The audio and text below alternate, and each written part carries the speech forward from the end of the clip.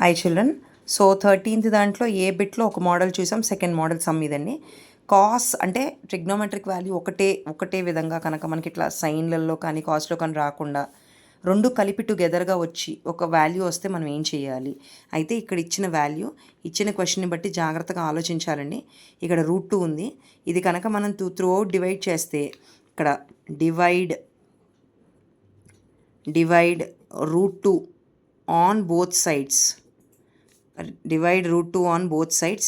So when you divide 1 by √2 cos theta plus 1 by √2 sin theta is equals to √2 by √2. So this get cancelled and it will become 1 అయిపోతుంది. ఈ రెండు values కూడా ఎలా రాసుకుంటామంటే cos theta into cos theta అని ముందు రాసేసుకుని 1 by √2 అంటే కాస్లో cos π/4 అండి, cos π/4 plus సైన్లో sin π/4 ఇది కాబట్టి sin theta into sin π/4 is equals to 1. మరి దేనికి సంబంధించింది కాదు కానీ అందుకని దీన్ని ఇట్లా ఉంచుతాం. ఇలా ఫార్ములా చూస్తే మనకి ఏమనిపిస్తుంది?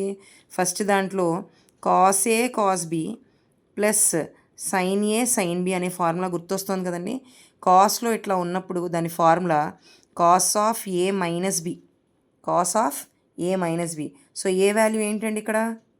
cos of theta minus π/4 is equal to, ఇప్పుడు దీన్ని కాస్లోకి రాసుకోండి.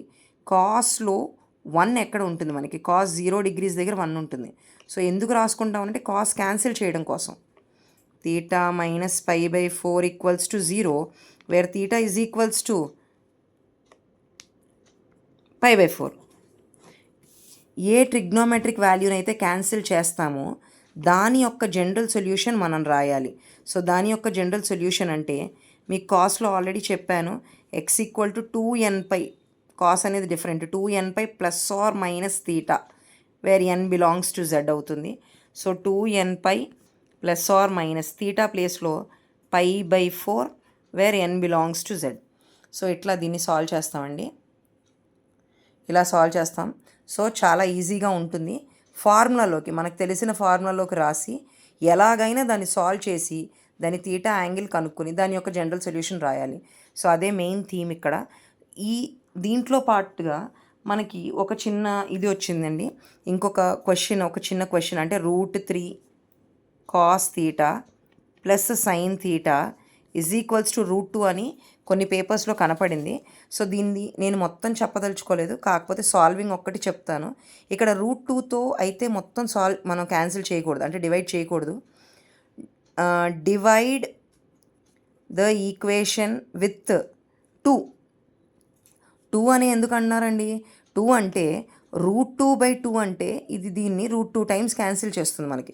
సో అలా డివైడ్ చేసినప్పుడు √3/2 into cos theta plus 1/2 into cos theta is equals to √2